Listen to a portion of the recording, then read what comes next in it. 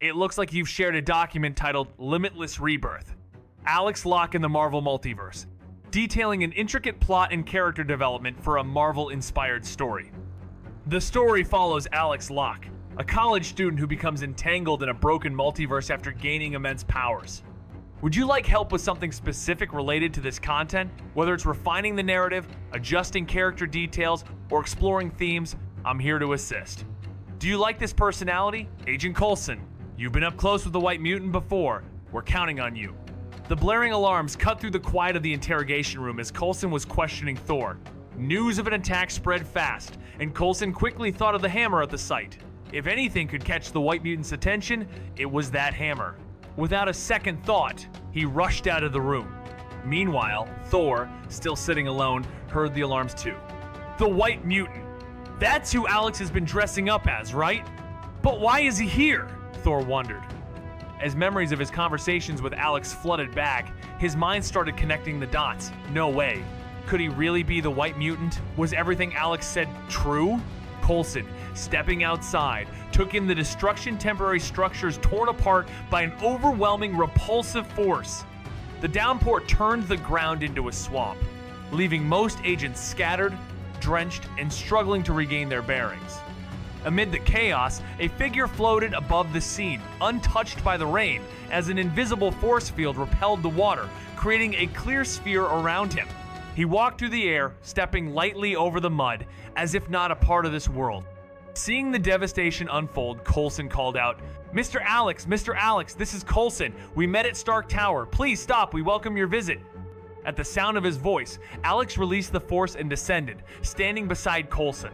As Alex appeared and ceased his destructive display, Coulson exhaled a sigh of relief, muttering, "Mr. Alex, you didn't need such an entrance." Loki turned, hearing a voice that shouldn't have noticed him, not in his invisible state.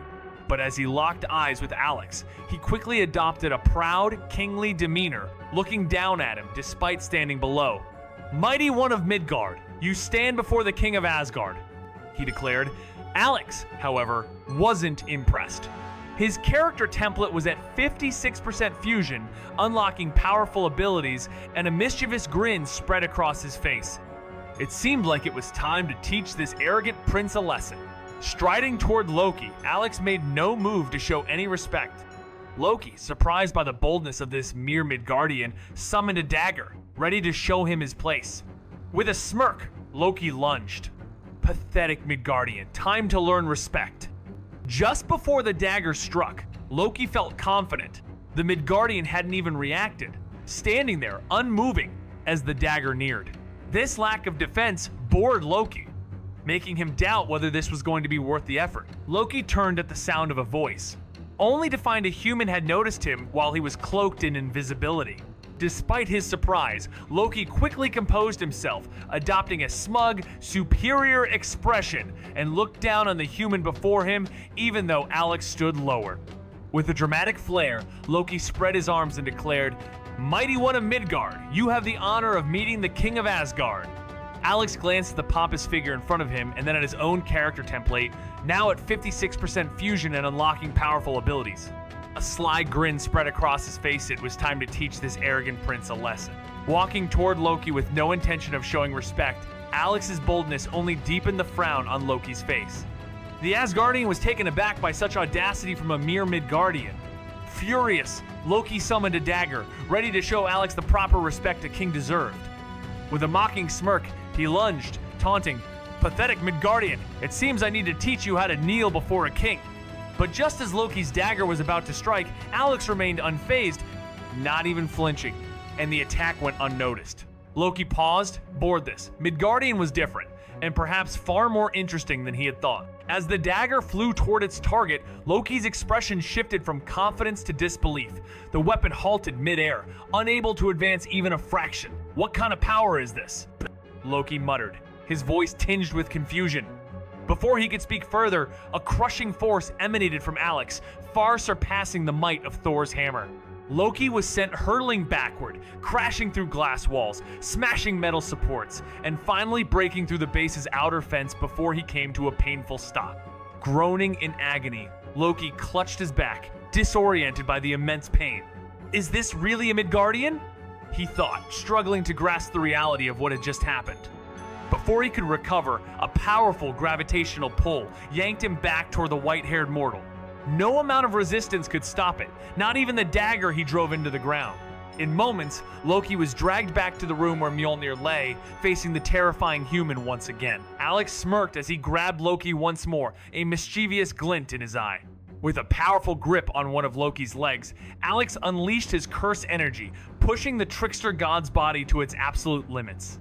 Swinging Loki back and forth, he slammed him into the ground over and over, each strike adding to the chaos. After dozens of bone-shaking impacts, Alex finally stopped, leaving Loki dazed and questioning his very existence. Casually, Alex remarked, "No wonder Hulk likes smashing things. It really does feel good." From a distance, Coulson observed the scene, then stepped forward, his curiosity piqued by the horned figure on the ground. "Mr. Alex, who is he?" he asked. Still relishing his moment of satisfaction, Alex shrugged nonchalantly. "Loki, son of Odin, second prince of Asgard, and a mischievous child who's a few thousand years old." Coulson blinked in disbelief. "Loki? Isn't that a figure from mythology?" Alex raised an eyebrow. To primitive people of the past, beings with advanced technology and magic seem godlike, but in reality, they're just aliens, superior ones, but still aliens. Alex explained, his eyes locking onto Loki, who had been thoroughly beaten. Coulson, observing the scene, couldn't help but think to himself, what kind of god is this weak? After Loki was escorted to an interrogation room, Alex wasn't concerned. He knew Loki would escape eventually. After all, no human agents could contain the god of mischief. But that was exactly the plan. If Loki didn't escape, the destroyer armor wouldn't come to Earth, and the Mind Stone would never make its appearance. Alex's attention shifted to Mjolnir. Reaching out, he tried to lift the mighty hammer, but it was clear he wasn't worthy. His strength, though impressive, was no match for Odin's enchantment. In the interrogation room, Thor was shocked to see his brother captured. Surely, Loki would never let himself be caught by mere agents. Someone else had to be involved. He immediately asked, "Loki, who defeated you and brought you here?" Loki, still dazed from the beating, glared at Thor, who was also locked up, and gritted his teeth. "A damn white-haired Midgardian. He humiliated me, and I will make him pay for it. Do you like this personality?" Loki vanished in a flash of magic, leaving Thor contemplating a strange thought. Could this white-haired figure really be the mutant they speak of? Just then, the door creaked open, and in stepped a familiar figure white hair, round sunglasses, but this time, the blue eyes behind the lenses glowed with an arrogance and emptiness Thor had never seen. The white-haired figure, now an unfamiliar version of the one Thor once knew, spoke, "You look so pathetic, Thor." Meanwhile, Alex, having released Thor, settled into a luxurious hotel, awaiting the arrival of the destroyer. He absorbed energy from 2 arc reactors, pushing his template fusion to new heights. Days passed with a constant stream of notifications echoing in his ears. The arc reactors dimmed, their power draining with each passing moment, signaling an impending need for a replacement. As Alex continued, the system surprised him with a new prompt. Energy point +1. Template fusion, 60%. New skill unlocked, hollow purple. A rush of complex information flooded his mind, introducing him to the art of curse energy manipulation and an entirely new level of power one that merged blue and red techniques to unleash a devastating energy wave capable of slicing through space itself. After mastering hollow purple, Alex could now unleash it with 100% precision. Just as he perfected this power, a blinding white light pierced the sky, stretching from Earth to the heavens. Alex smirked, knowing exactly what this meant. The Warriors 3 were on their way, using the Bifrost to track down Thor. And with the destroyer armor soon to follow, he couldn't help but wonder if Eurometal could withstand Hollow Purple's might. Without hesitation, he leapt from the hotel window, soaring through the air at breakneck speed toward the source of the light. Meanwhile, in the distance, a small frontier town was being obliterated by the towering, destructive force of the destroyer. Agents and civilians lay neutralized in its wake. Thor, alongside Jane and Dr. Selvig, was busy evacuating the town, while the Warriors 3 and Lady Sif charged in, knowing they stood no chance against the formidable destroyer armor. Yet, they were determined to hold it off just long enough for the civilians to escape.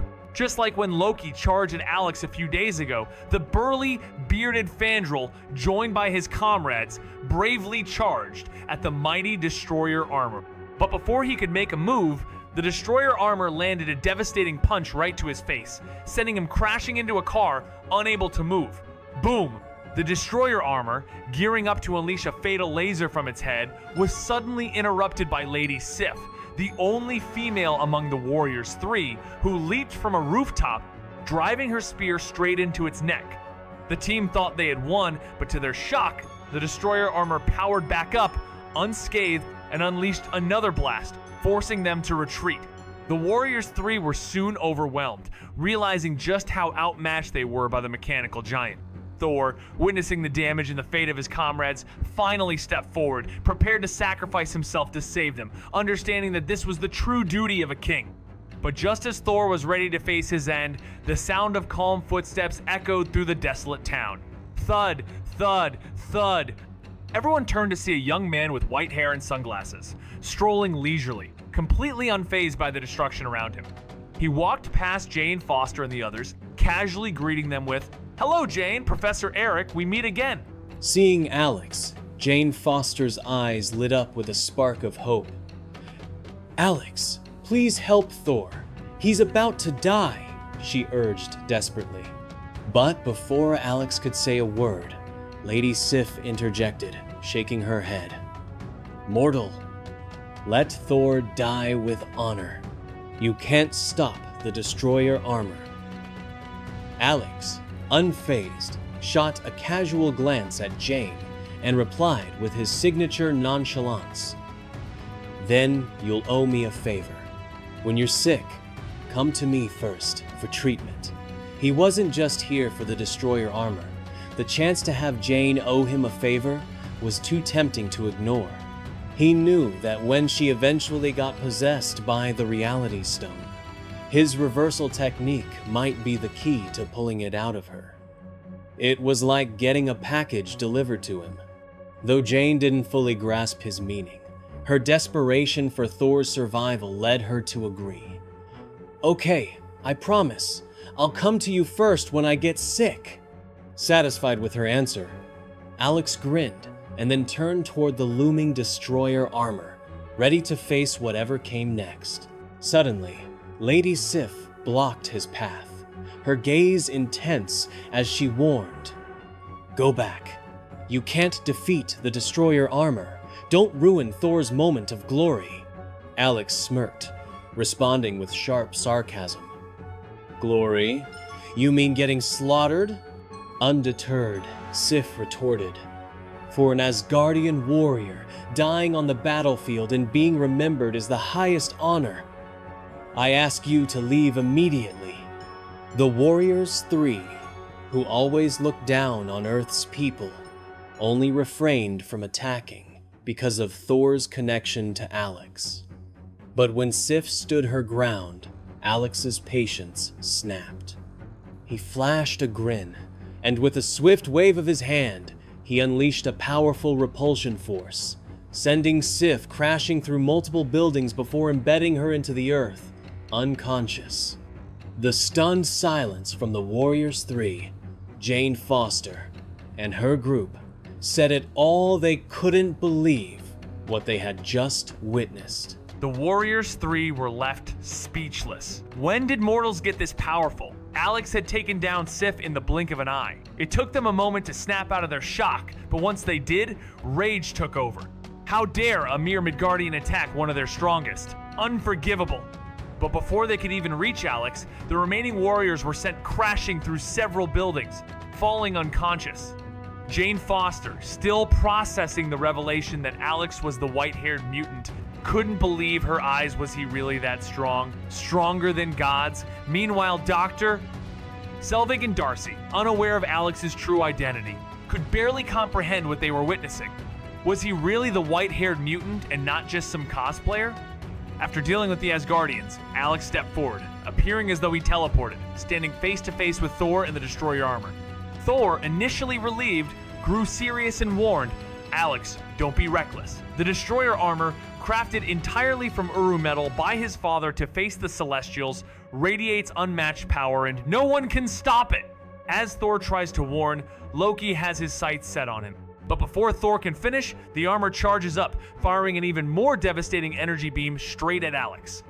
Meanwhile, in Asgard, Loki, now controlling the armor, grins with wicked satisfaction. This is the moment he's been waiting for. Revenge on the man who humiliated him just days ago. Despite Alex's strength, there's no way he'll survive the full force of the destroyer armor. Loki, eager to make Alex pay, unleashes everything the armor has. The beam shoots toward Alex at breakneck speed. This fight is far from over. Thor turned away, unable to watch what he believed would be Alex's final memento. One could survive a direct blast from the destroyer armor. But in the very next instant, shock overtook him. From the other side, even Loki, watching from afar, froze as a fist cut through the energy beam and collided with the destroyer's chest. A violent surge of black and red lightning exploded between them.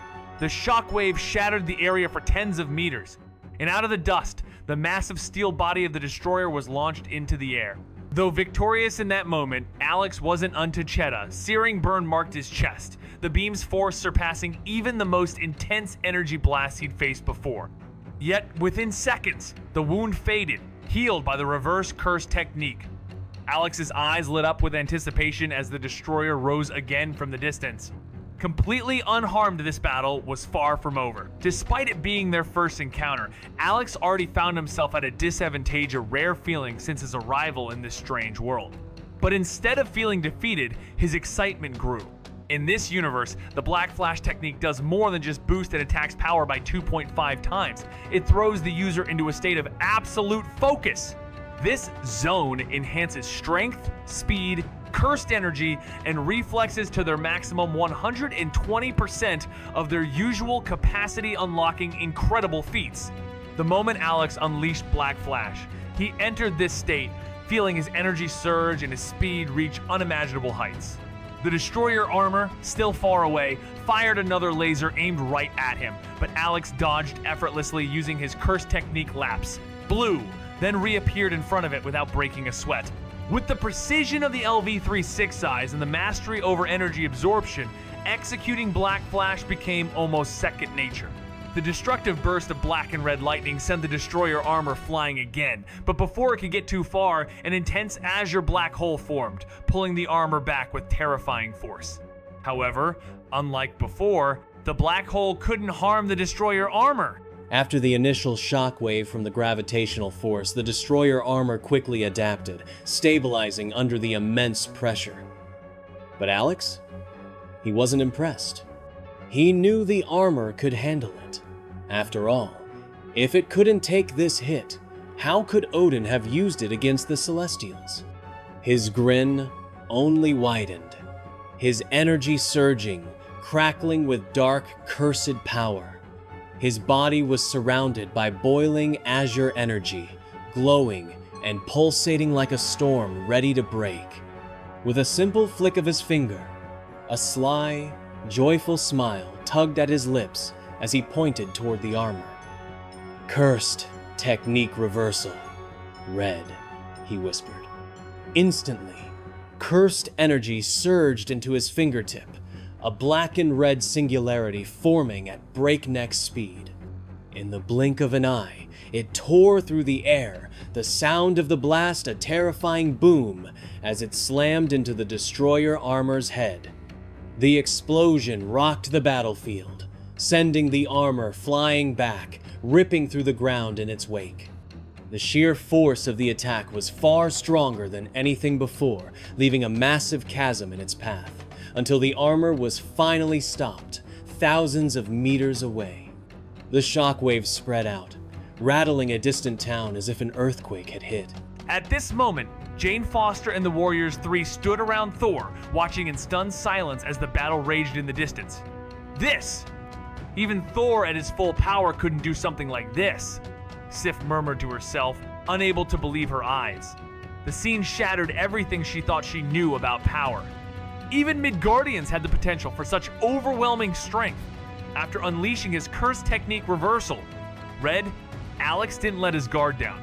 Through his 6 eyes, he saw the destroyer armor amidst the thickening dust still intact, though its chest had taken some damage, visibly regenerating. Alex couldn't help but grumble, wondering why the armor hadn't shown this kind of power during Thor's movie battle. It seemed Loki's deep affection for his brother made their usual squabbles seem trivial, just playful tantrums. As Alex continued his mental rant, the destroyer armor charged at him again.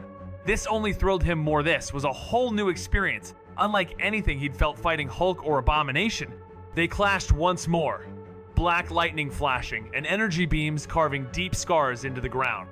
As the battle raged on, Alex's skills grew stronger, system notifications popping up with each move. Energy point +1, 6 eyes experience +1, energy absorption experience +1, limitless curse technique experience +1, curse technique lapse, blue experience +1, curse technique reversal, red experience +1.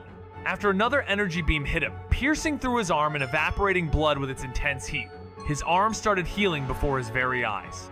The once harmful energy beam, which had torn through him, now posed no threat at all. In the heat of battle, Alex's energy absorption skill, already on the verge of leveling up, broke through its limits and advanced to the next stage.